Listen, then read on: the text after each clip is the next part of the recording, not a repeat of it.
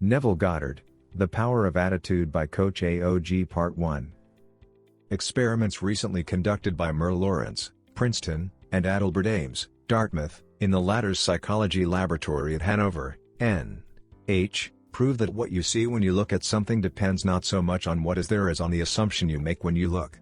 Since what we believe to be the real physical world is actually only an assumptive world, it is not surprising that these experiments prove that what appears to be solid reality is actually the result of expectations or assumptions. Your assumptions determine not only what you see but also what you do, for they govern all your conscious and subconscious movements towards the fulfillment of themselves. Over a century ago, this truth was stated by Emerson as follows: "As the world was plastic and fluid in the hands of God, so it is ever to so much of his attributes as we bring to it. To ignorance and sin, it is flint. They adapt themselves to it as they may. But in proportion, as a man has anything in him divine, the firmament flows before him and takes his signet and form." Your assumption is the hand of God molding the firmament into the image of that which you assume. The assumption of the wish fulfilled is the high tide which lifts you easily off the bar of the senses where you have so long lain stranded. It lifts the mind into prophecy in the full right sense of the word, and if you have that controlled imagination and absorbed attention which it is possible to attain, you may be sure that all your assumption implies will come to pass.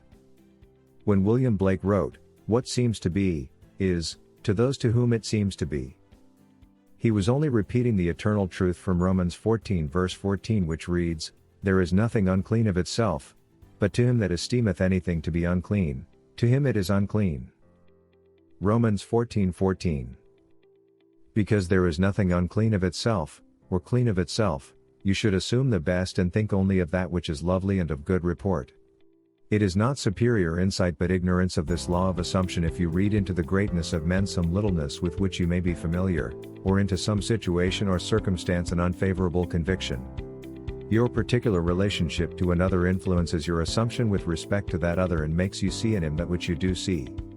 If you can change your opinion of another, then what you now believe of him cannot be absolutely true but is only relatively true. Finally, in closing, Paul once wrote, "And the peace of God, which transcends all understanding, will guard your hearts and your minds in Christ Jesus."